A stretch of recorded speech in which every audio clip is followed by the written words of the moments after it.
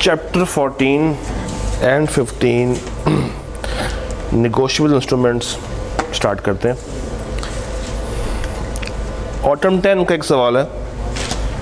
सवाल ये कह रहा है कि आपने ये बताना है कि क्या ये प्रॉमिसरी नोट्स वैलिड हैं या नहीं है, क्या ये वैलिड है या नहीं है।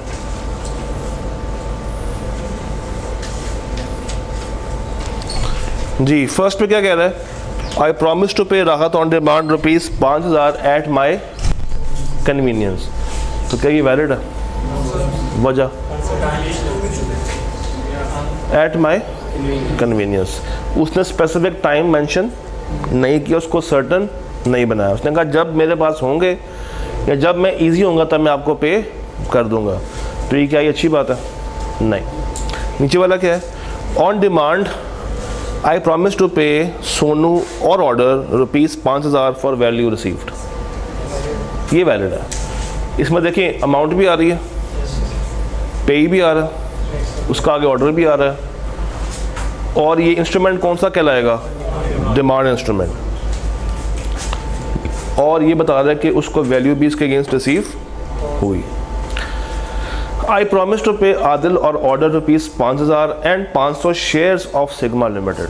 नो, क्यों? सिक्का राइजुल लीगल टेंडर, तो ये गुड्स हैं तो ये अलाउ नहीं है। आई प्रॉमिस टू पे माही और order ₹5000 with interest calculated at quarterly rest. क्यों? या अमाउंट बताए या रेट बताए। तो इस केस में ना अमाउंट बता रहा है ना तो इंटरेस्ट की amount certain. I promise to pay you or your successor on demand ₹10,000। No, क्यों? स्पेसिफिक नहीं है, तुम्हें या तुम्हारे सक्सेसर को। अगर ये लिखा होता है कि आई promise to pay you or your demand, या जिसको तुम आगे ट्रांसफ़र करते हो, और ऑर्डर, तो फिर क्या होता? क्यों? क्यों? यू से क्या मुराद है? क्या इंस्ट्रूमेंट में पे के सिग्नेचर आते हैं? यस सर और नो सर? सोचें सोचें। पे के आते हैं? पे का सिर्फ नाम आ रहा होता है, उसके साइन नहीं आ रहे होते। साइन सिर्फ किसके आते हैं? मेकर के आते हैं। आई प्रॉमिस टू पे रफ़ी और ऑर्डर ₹10,000 7 days आफ्टर सालिक्स डेथ। ये सडन इवेंट है। क्या सालिक की डेथ होगी? जब भी होगी उसके। आई एम लाइबल टू पे अहमद ₹5,000। नहीं, क्योंकि ये सिर्फ क्या है? Mayor acknowledgement.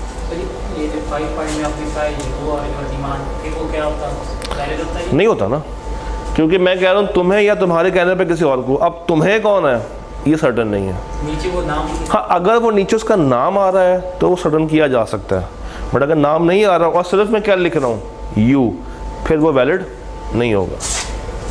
अच्छा जी, ऐसा ही एक और सवाल ढूंढते हैं। पहले इस सवाल के बारे में क्या रहा है? ऑटोमेटीन,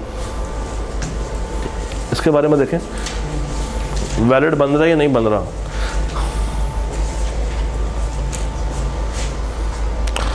Numan please pay to Mareen ₹1 lakh. Instrument कौन सा है? वैलिड है। नुमान मेरीन को ₹1 लाख दे दो। प्लीज का वर्ड यूज कर रहा है, कर सकता है। क्या प्लीज को हम ऑर्डर के तौर पर इस्तेमाल कर सकते हैं? बस ये वाला ऑर्डर कौन सा होगा जरा इज्जत के साथ। अदरवाइज क्या होता है कि नुमान मेरीन को पैसे दे दो, नुमान प्लीज उसको पैसे दे दो। Numan I shall be highly obliged if you make it convenient to pay ₹1 lakh to marine.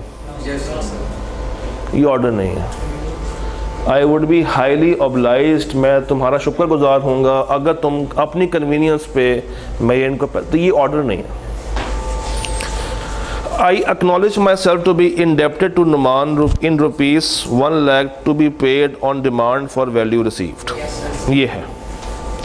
I promise to pay मेरीन or order ₹1 lakh 6 days after नुमान्स डेथ। ये भी है। इसमें कोई मसले वाली बात है? नहीं। क्या ऐसा ही कोई और सवाल भी है? जी बिल्कुल है। स्प्रिंग किस में आया था, इसके बारे में देखें।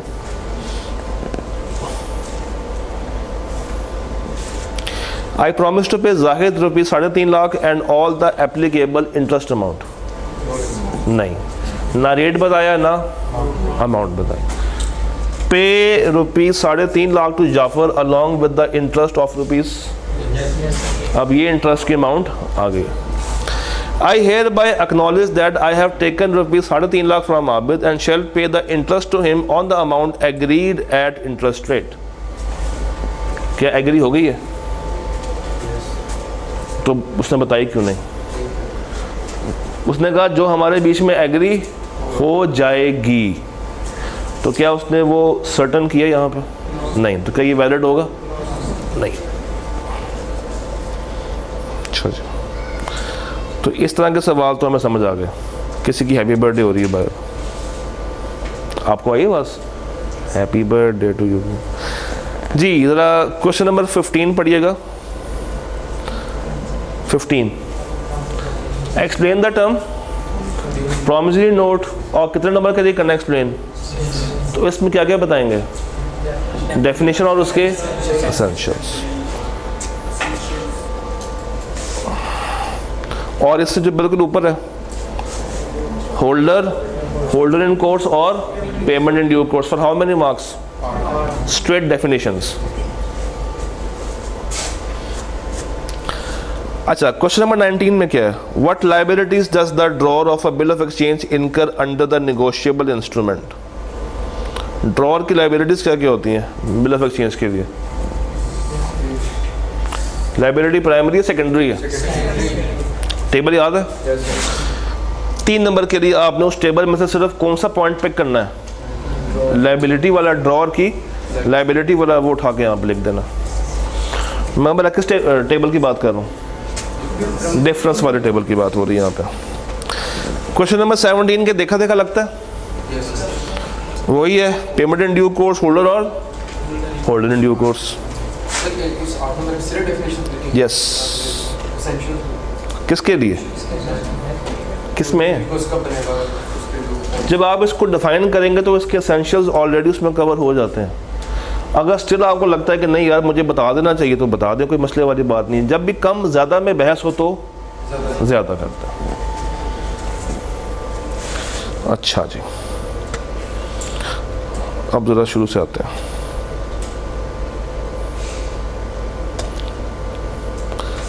ऑटोमाइज ज़रा पढ़ के मुझे बताएं, आपको लगता है कि यहाँ पे क्या हो रहा है? इस सवाल में क्या हो रहा है?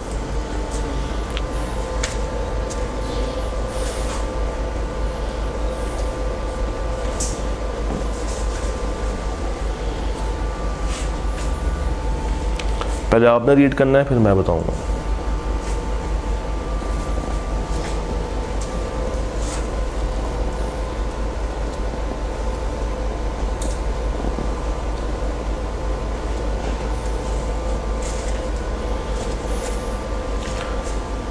टिपिकल सीए वाली मिसाल है ये। अपना फ़ायदा उठाओ और बाकियों को एक दूसरे के ऊपर डाल दो। हुआ क्या है, एक बंदे ने सप्लायर से 10 रुपये का माल लिया और आगे कितने का बेच दिया? 15 रुपये का। फ़र्ज़ करें जिससे 10 रुपये का माल लिया उससे कहा कि मैं तुम्हें पैसे दूंगा 2 महीने के बाद, और जिसको 15 का माल बेचा उसने भी यही कहा कि मैं तुम्हें कब दूंगा पैसे? 2 महीने के बाद। तो उसने ये कहा कि भाई चलो 10 का माल 15 में अगर मैंने बेचा है तो तुम मुझे अभी कितने पैसे दो? 5 रुपये, यानी कि उसका जो प्रॉफिट है वो मुझे अभी दे दो, और 2 महीने के बाद तुम्हें पैसे मुझे देने की ज़रूरत नहीं है। किसको दे देना? मेरे सप्लायर को दे देना। तो बेसिकली ये इंस्ट्रूमेंट कौन सा कहलाएगा? Bill of exchange. तो जो मेरा कस्टमर है वो मेरा क्या बन गया? मेरा कस्टमर मेरा क्या बन गया? ड्रॉअर। और मेरा सप्लायर कौन है? मेरा पेई। तो ड्रॉअर को हुक्म जाएगा कि किसको पेमेंट कर दो? पेई को पेमेंट कर दो। सवाल ने कहा कि बताएं कि ये इंस्ट्रूमेंट कौन सा, और उसके बाद उसको क्या करें? Prepare a draft. तो ड्राफ्ट से क्या मुराद है? उसके एसेंशियल्स बताना शुरू कर दो? नहीं, उसको आपने तस्वीरी फॉर्म देनी है, उसको बना के दिखाना है। एक दफ़ा देख लें जाके कि क्या आप उसको बना पाएंगे या नहीं, क्या बनाना ईजी है या नहीं।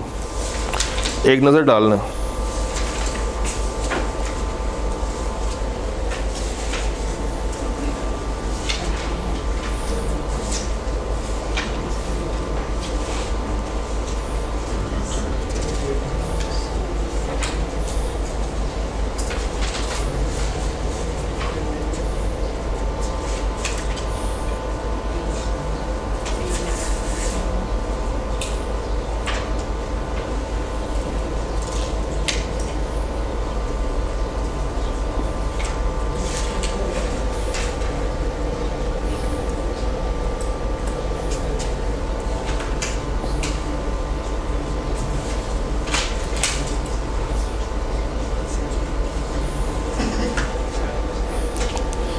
जी बच जाएगा। और वो क्या कह रहा है, अज्यूम नेसेसरी डिटेल्स। अच्छा जी, नीचे वाले सवाल में क्या हो रहा है, बिलाल ओज ₹9 लाख टूवर्ड्स साद, और वो क्या इशू करना चाहता है, प्रॉमिसरी नोट। पूछ क्या रहा है, क्या पूछ रहा है, essentials of a valid promissory note लिख देंगे। साथ क्या पूछ रहा, और सॉरी वो पूछ रहा है essentials of a valid endorsement. आपको यहाँ पे क्या नहीं बताना, प्रॉमिसरी नोट क्या बताना है, एंडोर्समेंट वाली बात। अच्छा जी, 5 का बी देखें जरा, मुजाहिद वाला पढ़िएगा। एक लाइन से इसका जवाब निकलेगा, एक वर्ड से।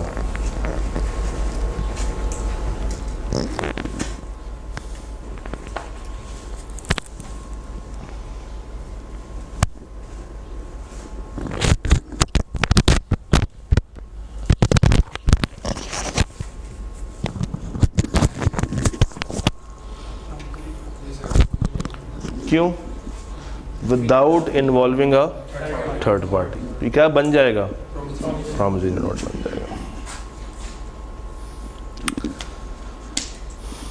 जी, ऑटम 19 का मुझे आप लोगों ने आंसर करना है। पार्ट बी तो आप कर लेंगे, पार्ट ए के बारे में बताएं, वो 6 है जो लिखा हुआ।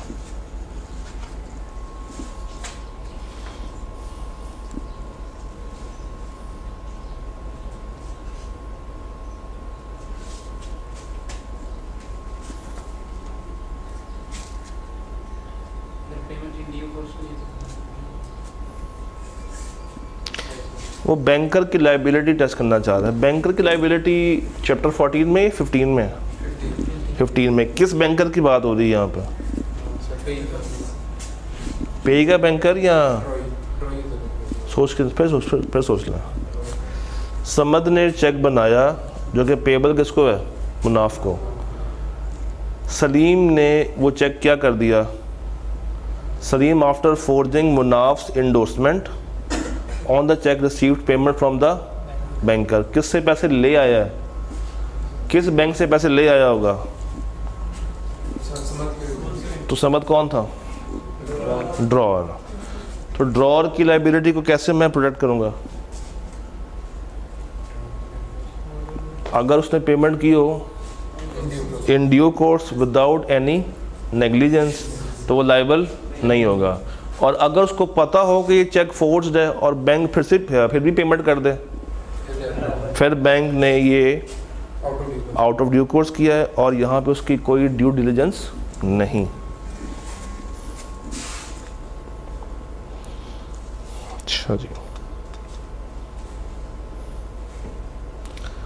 सरवत और आमना, ये आमना 10 नंबर और Sarwat 12 number.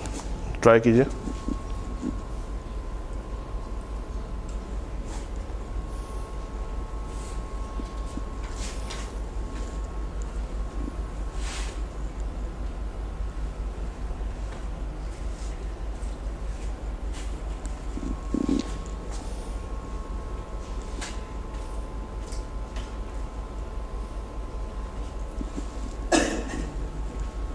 Amna has received a bearer cheque from her uncle.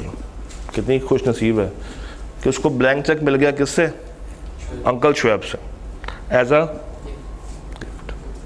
ऐसे अंकल भी होते हैं यार, Shoaib's title to the cheque was defective, तभी उसने बड़ी खुशी से आमना को दे दिया। And Aamna after receiving the cheque endorse it to her landlord on account of rent. एक पार्टी जिसको पता है कि वो डिफेक्टिव टाइटल ट्रांसफ़र कर रही है दूसरी पार्टी को, तो दूसरी पार्टी ने उसको किस नीयत से दिया, अच्छी नीयत से या बुरी नीयत से? आमना ने इसको खुशी से लिया या बदसलूकी से लिया? खुशी से लिया। तो आमना को टाइटल ट्रांसफ़र कौन सा हुआ होगा? आमना को अच्छा ट्रांसफ़र हुआ है। और अगर इस पर लिखा होता नॉट नेगोशिएबल तो फिर उसको क्या मिलता? बुरा मिलता। मगर यहाँ पे क्या हुआ है? अच्छा। और अगर अच्छा टाइटल आगे किसी को अच्छा करके दिया जाए तो उसको क्या मिलेगा? तो लैंडलॉर्ड के पास टाइटल कौन सा होगा? अच्छा। तो क्या लैंडलॉर्ड पैसे ले सकता है? जाके इसका जवाब पढ़ें, सोल्यूशन में जाएं, जाके जवाब रीड करें ज़रा। पहले पढ़ तो लें, जवाब तो पढ़ लें।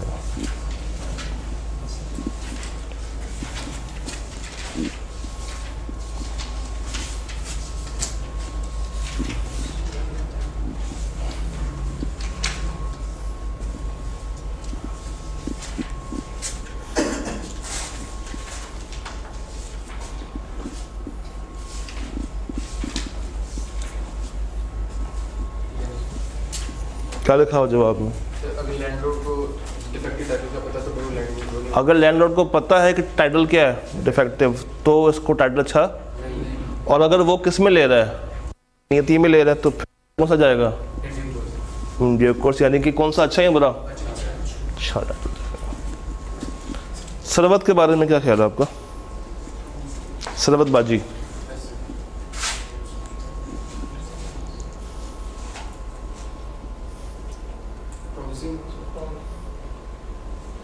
सरबत ने कितने पैसे देने हैं जैन के, कब देने हैं, और सरबत क्या इशू करना चाहती है? नेगोशिएबल। किसको? जैन को। पार्टीज 2 या 3 है, तो इंस्ट्रूमेंट कौन सा बनेगा? Advise Sarwar about the type of negotiable instrument which may be issued to Jain assuming that Sarwar does not want to involve अ।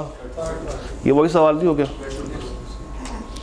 अच्छा, अगर ये लाइन ना लिखी हो तो फिर बताएं क्यों? नहीं, ये लाइन ना लिखी हो कि हम उसको, वो अगर चाहते हो कि थर्ड पार्टी को शामिल कर ले, फिर क्या होता? बस चेक भी हो सकता। तो चेक, हाँ, अक्सर बच्चों के जेल में चेक का वर्ड नहीं आना चाहिए था, मगर है, तो बिल भी आ सकता है और चेक भी आ सकता है। नहीं, जब वो, हाँ, अगर तो ये लाइन गायब है, अगर ये नहीं लिखा हुआ तो फिर तीनों आएंगे। और अगर ये लिखा इन्वॉल्विंग अ थर्ड पार्टी, तो फिर प्रॉमिसरी नोट नहीं आ सकता, फिर कौन सा आएगा? चेक या बिल ऑफ एक्सचेंज। उफ, आई कैब ने कहा मैं खुद तुम्हें बना के दे देता हूँ। ये क्या बना हुआ है? क्यों? सिंपल एक्सेप्टेड लिखा हुआ है, तो 1, 2 और 3। तो वो कहता है कि पहले आइडेंटिफाई करें और फिर क्या बताएं इसके, मुझे एसेंशियल्स बता दें। पार्ट बी बताइएगा।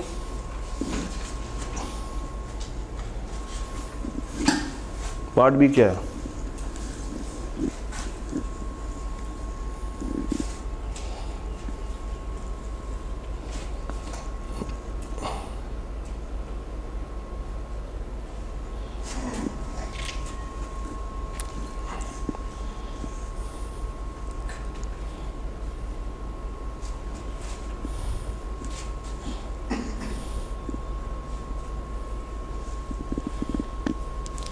सलमान ने चेक बनाया, किसके लिए बनाया? लैंडलॉर्ड ज़ुहैब के लिए। The cheque was not presented for payment by Zuhaib within a reasonable, कितना होता है वो टाइम? और अगर ना दिया जाए तो चेक क्या हो जाएगा? Time barred. Time barred. Salma suffer damage of rupees through the delay because the bank failed. बताएं क्या वो रिकवरी कर सकती है या नहीं? जाकर देखें इसका आंसर क्या लिखा, चेक करें। और इसके साथ फिर आप लोगों ने जोड़नी है वो वाली मिसाल जो आपको बचपन में सुनाई गई थी, याद है कौन सी? टाइम बार्ड के अंदर फल वाली मिसाल याद है? एक बंदा फल लेने आया होगा, उसने फल लिए और बदले में चेक दे दिया था, चैप्टर 3 के अंदर, नहीं याद? टाइम बाय डेट में, हाँ हाँ टाइम बाय डेट यार, चैप्टर 3 एक्सेप्शंस इन कंसिडरेशन वाली पॉइंट में। चलिए खैर कोई छोड़ इसके बारे में इसका जवाब करें।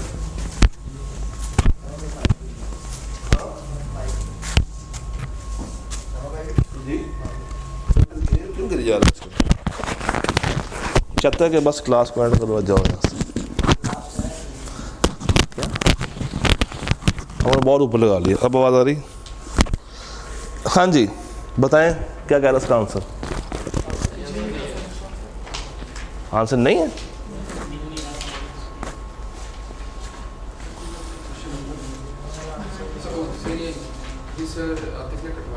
कटवा दिया हुआ उन्होंने, वहाँ पे काटता भी नहीं इसका, बस वहाँ से कट गया और यहाँ से रह गया।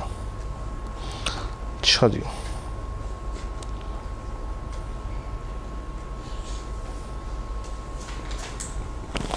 S11 उन्होंने कटवाया था या नहीं? बस ये करें फिर, S11 के बारे में बताइए, आखिरी सवाल है। Salman is an agent of, बताएं।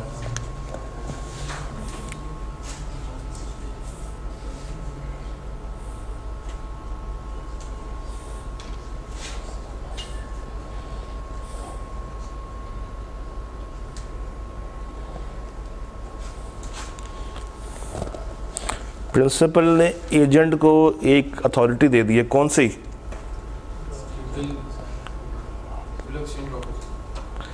कि वो बिल ऑफ एक्सचेंज ड्रॉ कर सकता है, यानी कि वो क्या बन सकता है? Drawer. Gani who had supplied goods to Malik on credit approached Salman to accept the bill of exchange for the amount due. क्या मतलब? बना भी वो रहा है और पेमेंट भी वही करेगा? बना कौन रहा है? नहीं, सलमान बना रहा है। Salman is an agent of Malik और उसको क्या दे दी है अथॉरिटी? ड्रॉ करने की।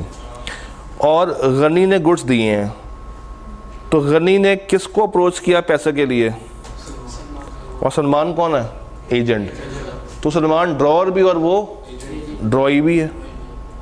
एक बंदा ड्रॉअर ड्रॉई हो सकते हैं, ठीक है। Salman sign the bill of exchange on due date, Malik did not honour the bill. बताएं सलमान की राइट्स और लायबिलिटीज क्या होंगे? क्या रिकवर कर सकता? पे किसके पास जाएगा? सलमान कौन है? ड्रॉअर भी और ड्रॉई भी है। तो इसका मतलब है कि सलमान अपने आप को हुक्म देगा कि वो क्या करे? एक बंदा ड्रॉअर ड्रॉई हो सकते हैं? पर सोच लें, बादशाह ये कह सकता है खजांची को कि मुझे मेरे अकाउंट में से पैसे दो। उस केस में मेकर कौन, ड्रॉअर कौन था? बादशाह। तो ड्रॉअर पे ही तो हो सकता है, मगर क्या ड्रॉअर और ड्रॉ एक बंदा हो सकता है? क्यों नहीं हो सकता?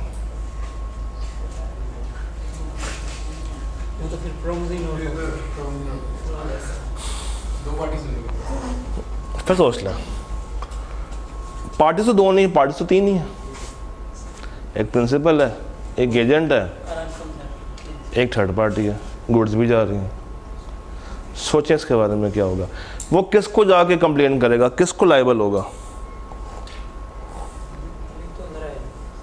मलिक बेचारा अंदर आया नहीं, मगर पैसा किसका है? मलिक का। ये मलिक के पास क्यों गया?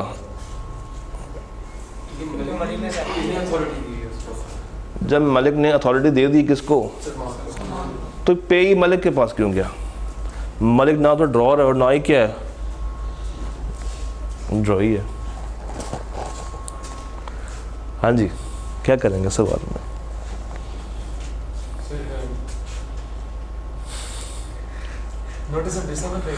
चले काम करते हैं, ICAP से पूछते हैं।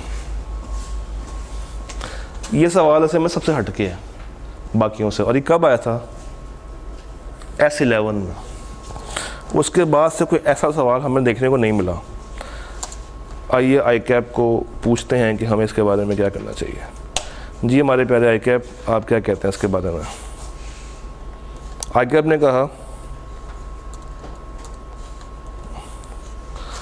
On due presentment the bill shall be accepted and paid.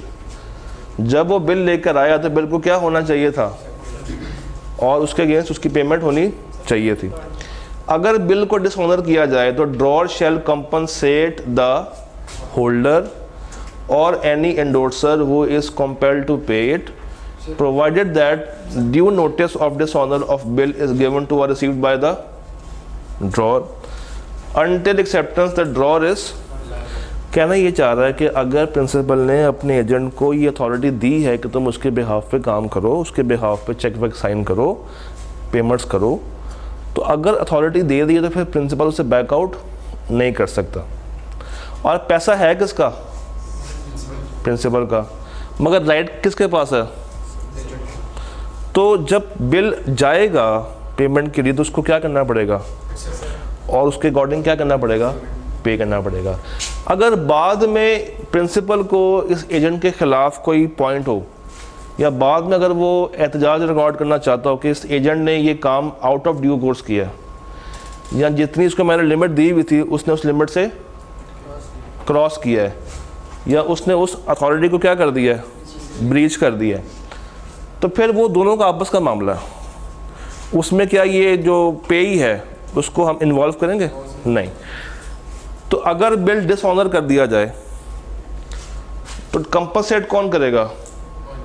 जो ड्रॉअर है, जो उसका ड्रॉअर है, सलमान। और वो कौन था? एजेंट। एजेंट कंपनसेट करेगा किसको? पेई को। और बाद में वो कंपनसेशन किससे क्लेम करेगा? ड्रॉई से। और अगर ड्रॉई ये कह दे, या ओरिजिनल उसका मालिक जो प्रिंसिपल है वो ये कह दे कि तुमने अपनी अथॉरिटी को एक्सीड किया है, फिर नहीं होगी। तो ये एजेंसी के साथ ICAP ने जोड़ के टेस्ट किया था। इसके अलावा हमें कोई सवाल ऐसा मिलता नहीं है जिसमें एजेंसी और BOE को इकट्ठा टेस्ट किया हो। चैप्टर 15 पे चलते हैं, वो बहुत ही शुगल है क्योंकि उसमें एक ही सवाल को ICAP ने कुछ 3600 दफ़ा रिपीट किया। देखना पसंद करेंगे? आइए आपको दिखाता हूँ। सवाल नंबर 2 से ऑनवर्ड्स पढ़ते जाएं और मैच करें कौन सा सवाल के साथ कॉपी पेस्ट हो रहा है। करें मैच, आप लोगों ने करनी है। हमारे बचपन में आप 2 डब्बों को मैच करते थे, एक ही सवाल 36 दफ़ा। वो भी करते हैं सर, वहाँ भी सब कुछ रिपीट पे जा रहा है। ये कर लें पहले, अगर आप अलाउ करते हैं। हाँ जी, ज़रा मैचिंग कॉन्सेप्ट निकालें अपना।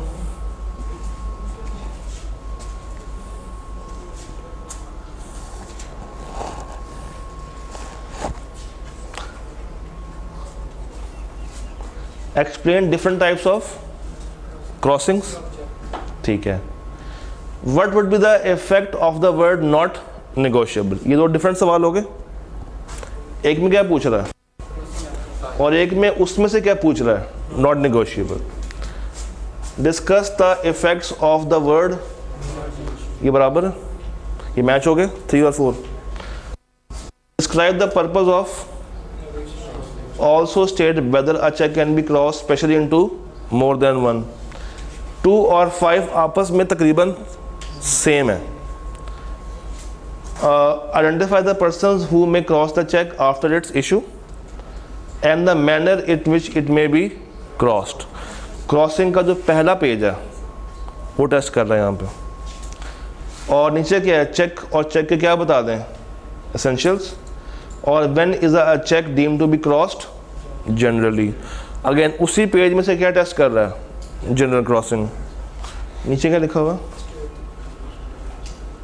8वां सवाल क्या?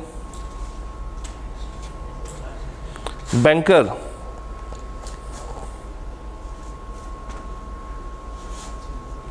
state the conditions when a check cross generally is considered to be paid by a banker in due course or out of due course. कब ऐसा होता है?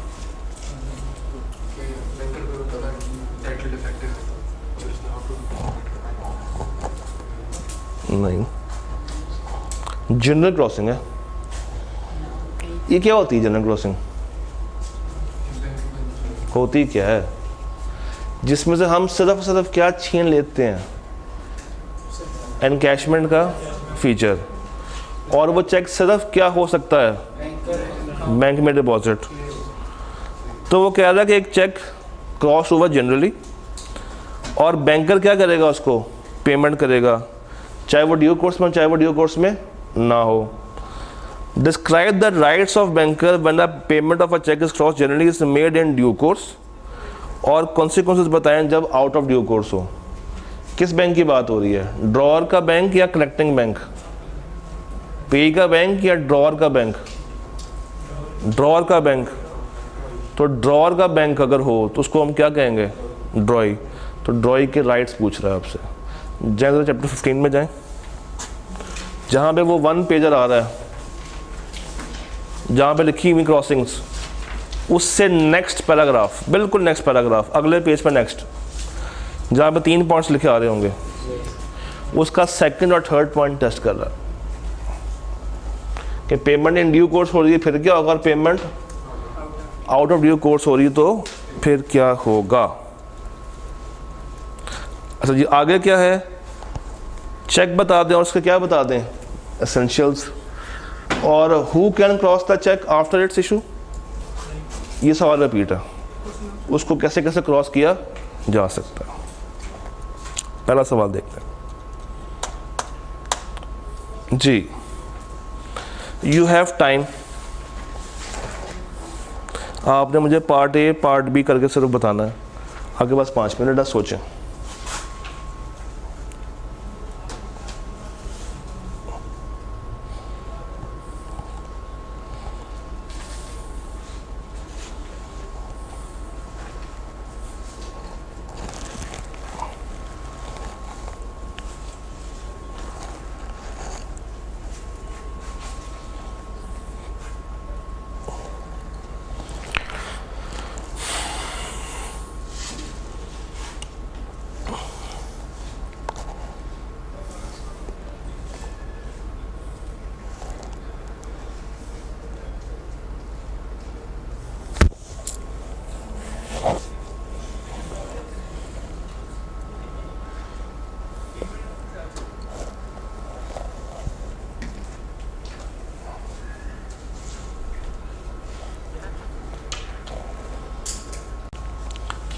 आमिर ने चेक बनाया इन फेवर ऑफ, आमिर कौन हुआ? गालिब कौन हुआ? और ड्रॉई कौन है? Xenon bank limited. He cross the cheque specially to be paid into RNBL, यानी कि चेक के लेफ्ट साइड पे क्या लिख दिया होगा? RNBL। और ये चेक सिर्फ कहाँ पे कैश हो सकता है? RNBL में। और चेक किस बैंक का बना हुआ है? तो क्या मैं इसको कलेक्टिंग बैंक कह सकता हूँ? इसको ड्रॉअर का बैंक कह सकता हूँ? This cheque was stolen from Ghalib's wallet and before theft was revealed cheque was deposited in favour of, यानी कि इससे पहले कि उसको पता चलता है कि चेक चोरी हो चुका है, चेक चुराने वाले ने किसी और के नाम पे डिपॉजिट करवा दिया, और उसका भी सेम टाइटल था गालिब मेंबर, और करवाया भी कहाँ पे है? वो मेंटेन भी कहाँ पे हो रहा था? RDBL पे। RDBL वालों ने ये चेक क्यों लिया होगा? एक चेक जिस पे लिखा हुआ है RNBL, क्या RDBL उसको ले सकता? क्यों? क्योंकि ये चेक क्या है? Specially crossed. अब बताइए discuss whether XBL would be liable to the true owner if the check was cleared and funds were transferred to RDBL. अच्छा, RDBL ने क्या अपने पास से पैसे दिए? ये पैसे लेने किसके पास गए होंगे? किसके पास गए होंगे? हाँ, तो जब XBL के सामने चेक आया होगा तो उस पर लिखा क्या होगा? RNBL। मगर चेक लेने कौन आया? तो इसका मतलब है कि इन्होंने चेक जब उसके अगेंस्ट पेमेंट की होगी तो इन ड्यू कोर्स की है या आउट ऑफ ड्यू कोर्स की है? आउट ऑफ ड्यू कोर्स की। और ये बैंक कौन सा था? XBL ड्रॉअर का बैंक था और पेमेंट क्या है? आउट ऑफ ड्यू कोर्स है। तो ज़रा जाएं जहाँ पे ये बातें लिखी हुई हैं, क्रॉसिंग वाले का बिल्कुल नेक्स्ट पेज की तीसरा पॉइंट ज़रा पढ़ें, थर्ड पॉइंट पढ़ें, क्रॉसिंग के नेक्स्ट पेज का थर्ड पॉइंट, फर्स्ट हेडिंग का। लायबल होगा ना? Assume that in A, the stolen check was deposited in favor of another person having the same account, Ghalib Mahmood, मगर अब अकाउंट कहाँ पे है? और उस केस में भी क्या ये लायबल होंगे? नहीं, उस केस में ये लायबल नहीं होंगे, मगर इस केस में होंगे क्योंकि उन्होंने बैंक चेंज के अगेंस्ट पैसे पे किए थे। चलो जी, मुबारक हो, सदक़ल्लाहुल अज़ीम। अब हमने क्या करना है? चैप्टर 1।